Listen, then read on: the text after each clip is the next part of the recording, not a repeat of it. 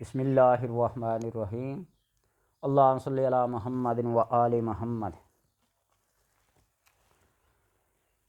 گرمیوں کا موسم شروع ہوتے ہی مختلف حشرات الارض خصوصاً چیونٹیاں جہاں کہیں کسی میٹھی چیز کا اثر، رنگ، خوشبو، ذائقہ وغیرہ دیکھتی ہیں، محسوس کرتی ہیں، وہاں جمع ہو جاتی ہیں اور خصوصاً کھانے پینے کی چیزوں کے اندر داخل ہو جاتی ہیں۔ تو ان چیزوں سے چھٹکارا حاصل کرنے کے لیے ایک قرآنی عمل ہے۔ ایک بات یہ یاد رکھنا کہ گھر کے اندر جب چیونٹیوں کا آنا بند ہو جائے تو آپ یہ محسوس کریں اور یہ خیال رکھیں کہ آپ کا رزق کہیں بند نہ ہو جائے۔ جب گھر کے اندر چیونٹیوں کا آنا بند ہو جاتا ہے تو رزق بند ہو جاتا ہے۔ کوئی اس کو تسلیم کرے یا نہ کرے، اپنے عقائد، اپنے نظریات، اپنی سوچ، اپنی عقل کی بات ہے، لیکن جو اللہ کی مخلوق کے ساتھ بھلائی کرتا ہے اللہ اس کے ساتھ بھلائی کرتا ہے۔ بعض لوگ اپنے رزق کی فراوانی کے لیے چینی، چاول، سوجی، باجرہ، بعض تو منوں کے حساب سے، بعض دڑی کے حساب سے، بعض کلو کے حساب سے، اور بعض لوگ اپنی حسب مقدور مٹھی کے حساب سے بھی اس سے کام لیتے ہیں۔ اور جب یہ محسوس کرنے لگ جائیں کہ رزق کے اندر کمی محسوس ہو رہی ہے تو چڑیوں کو، پرندوں کو دانہ ڈالنا شروع کر دیں۔ حشرات الارض، چیونٹیاں اور جو بھی زمین پر رینگ کے چلنے والے حشرات الارض ہیں، کوئی بھی میٹھی چیز، چینی ہو گئی، شکر ہو گئی، یا آج کل تربوز اور خربوز کا موسم ہے، اس کا رس کسی ایک جگہ پہ ڈال دیں جہاں سے وہ اپنا رزق حاصل کرے۔ رزق تو دینے والی اللہ کی ذات ہے، انسان بیٹھے بٹھائے بھی کھا لیتا ہے، کہیں نہ کہیں سے کوئی صدقہ آ جائے گا، کوئی خیرات آ جائے گی، کوئی نیاز آ جائے گی۔ بعض لوگ اپنے ہاتھ کی محنت سے کما کر کھانا فخر محسوس کرتے ہیں، اور بعض نہ کم میں بس کسی کے انتظار میں ہوتے ہیں، کہیں سے صدقہ آ جائے، خیرات آ جائے، کہیں سے مانگ لیا، کہیں سے کچھ کر لیا، پیٹ بھر لیتے ہیں۔ رزق تو اللہ دیتا ہی دیتا ہے۔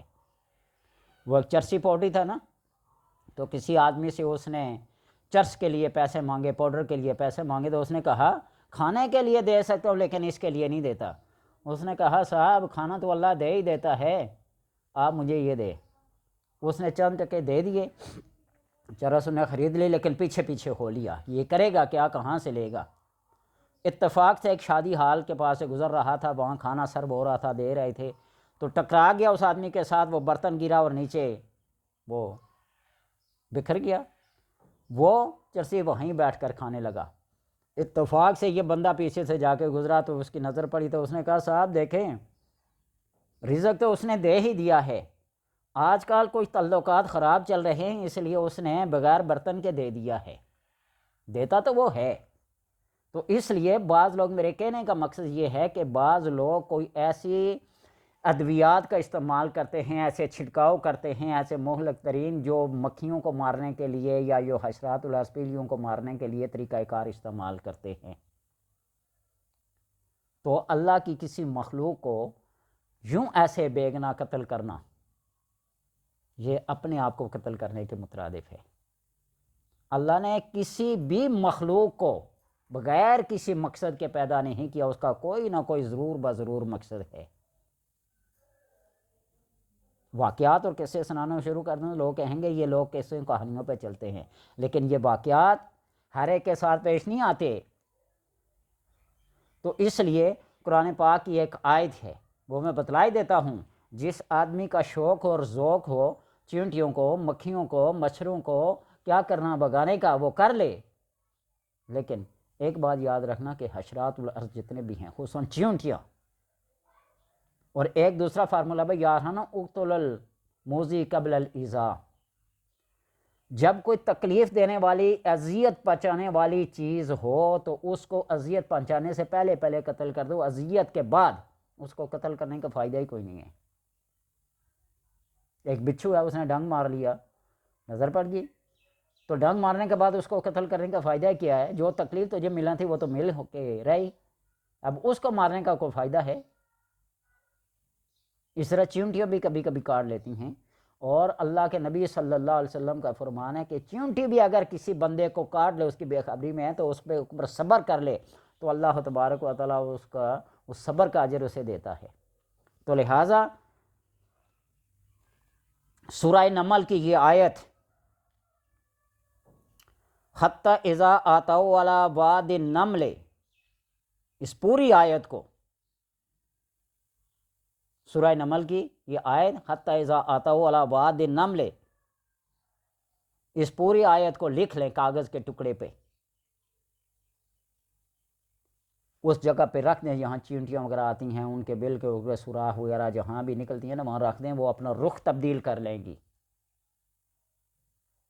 اور اسی طرح اگر کوئی مہلک دوائی استعمال کی، اس سے تو وہ مر جائیں گی، آپ کے گھر کو صاف ستھرا کر دیں گی، لیکن ایک بات یاد رکھنا، وہ راز کی جو بات بتائی ہے کہ اپنے رزق کو کسی دوسرے کے سبب سے تلاش کرو، کسی بہانے سے تلاش کرو، کسی کو دو گے تو رب دے گا، تم گن گن کے دو گے وہ گن گن کے دوں گا، تم بے حساب دو گے وہ بے حساب دے گا۔ تو لہٰذا ایک انسانیت کی بھلائی کے لیے ایک علیحدہ بات ہے، لیکن مخلوق کی بھلائی کے لیے پیٹ پالنے والا اوپر بیٹھا ہے۔